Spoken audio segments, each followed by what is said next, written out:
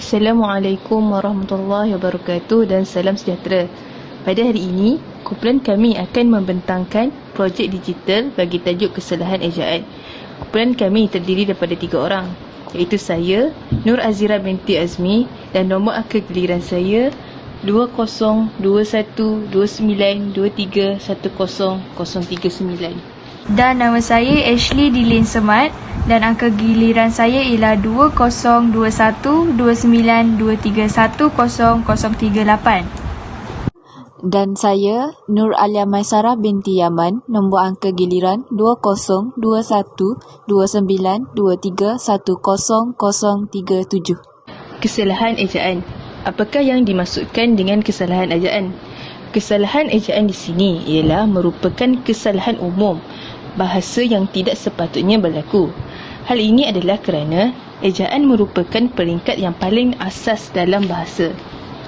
Ejaan ialah keseluruhan jalinan kaedah-kaedah yang mengatur pemakaian tanda-tanda atau gabungan tanda-tanda visual untuk melambangkan kesatuan-kesatuan fonologi sesuatu bahasa. Ejaan menjadi kesalahan yang utama dan ketara, dan ini merupakan satu perkara penting untuk diteliti bila diperkatakan tentang penyalahgunaan bahasa. Jadi, pada hari ini kami akan mengongsikan satu formula yang mampu mengenal pasti kesalahan ejaan, iaitu akronim Raja Hutan. Ra merujuk kepada rapat, Ja merujuk kepada jarak, Hu merujuk kepada huruf dan akhir sekali Tan merujuk kepada tanda baca. Baiklah, kita pergi kepada formula yang pertama, iaitu rapat. Formula rapat, perkataan mestilah dieja dengan rapat. Oleh itu, terdapat 2 jenis perkataan yang dieja secara rapat, iaitu kata majmuk mantap dan juga kata imbuhan pinjaman.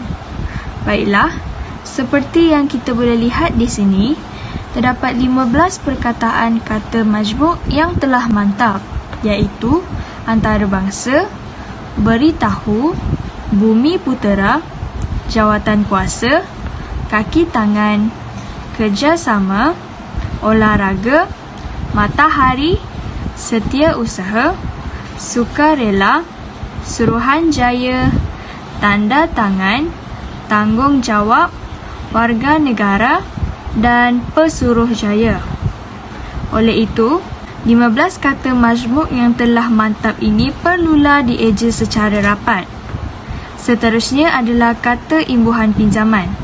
Kata imbuhan pinjaman juga boleh dibahagikan kepada 3, iaitu imbuhan Sanskrit, imbuhan Inggeris dan imbuhan Arab. Contoh imbuhan awalan Sanskrit adalah seperti dasa, dwi, eka dan banyak lagi. Seterusnya, imbuhan awalan Inggeris seperti anti, auto, poli dan lain-lain. Manakala imbuhan awalan Arab adalah bi. Oleh itu, contoh perkataan yang menggunakan imbuhan majmuk adalah antisosial, jurubahasa, budiman dan prasekolah. Seterusnya kita lihat kepada formula yang kedua, iaitu jauh. Perkataan yang dieja dengan jauh mestilah melibatkan kata majmuk biasa. Kata majmuk bermaksud 2 perkataan yang digabungkan dan membawa kepada satu makna ataupun maksud. Seperti contoh yang telah kami berikan di sini adalah ibu bapa, ambil alih, kereta api dan urus setia.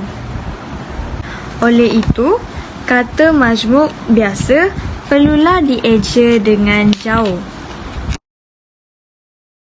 Seterusnya, formula huruf. Formula huruf dipecahkan kepada 4, iaitu vokal, konsonan, huruf besar dan huruf kecil. Yang pertama, mari kita lihat untuk vokal. Vokal, kita akan lihat ejaan yang diberi dan perkataan yang diberi itu mesti dieja dengan menggunakan huruf vokal yang betul seperti A, E, I, O, U. Sebagai contoh di sini ialah perkataan martabat. Jika perkataan ditulis dengan huruf U, iaitu murtabat, adalah salah. Sepatutnya ditulis dengan huruf vokal A, iaitu martabat. Seterusnya, huruf konsonan. Huruf konsonan terbagi kepada 21 huruf. Apakah perkataan yang melibatkan huruf konsonan?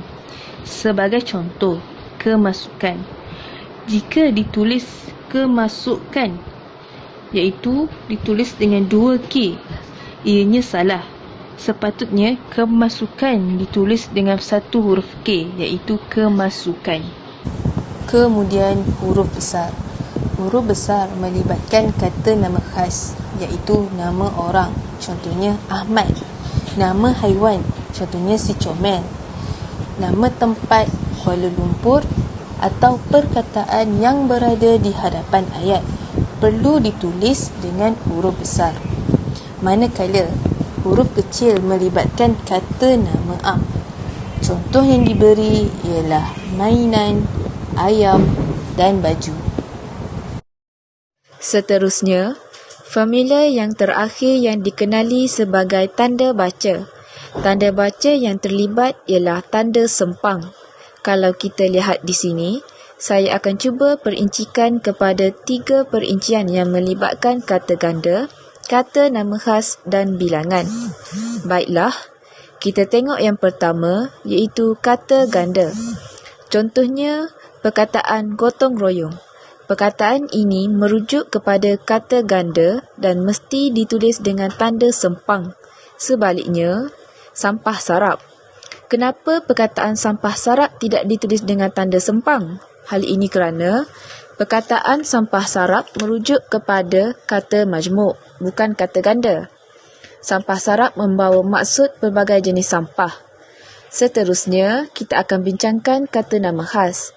Kata nama khas, contoh yang cikgu dapat berikan di sini ialah kepadanya. Nya berbalik kepada Tuhan, iaitu Allah Subhanahu Wa Taala. Seterusnya ialah 3 jenis kata imbuhan pinjaman yang mempunyai tanda sempang kerana perkataan selepasnya adalah kata nama khas, seperti anti-Israel. Perlu diletak tanda sempang. Begitu juga dengan se-Malaysia dan pro-Amerika. Dan diingatkan juga, huruf kata nama khas ini mesti ditulis dengan huruf besar. Sekiranya kamu terlupa untuk mengubah huruf ini sama ada huruf besar ataupun kecil, kamu akan ditolak markah dalam peperiksaan. Dan yang terakhir sekali ialah tanda baca yang melibatkan bilangan. Contoh di sini ialah ke-5. Jawapan yang pertama ini ialah betul. Seterusnya, ke dengan angka 5 adalah salah. Ejaan ini perlu diletakkan dengan tanda sempang. Nampaknya, berakhirlah keempat-empat formulir bagi mengenal pasti kesalahan ejaan yang kita akan gunakan sepanjang menjawab kertas 2 Bahasa Melayu. Sebelum kita akhiri perkongsian kita pada hari ini, saya ingin kongsikan peribahasa. Di mana ada kemahuan, di situ ada jalan. Semoga perkongsian ini bermanfaat bagi semua pelajar. Sekian, terima kasih.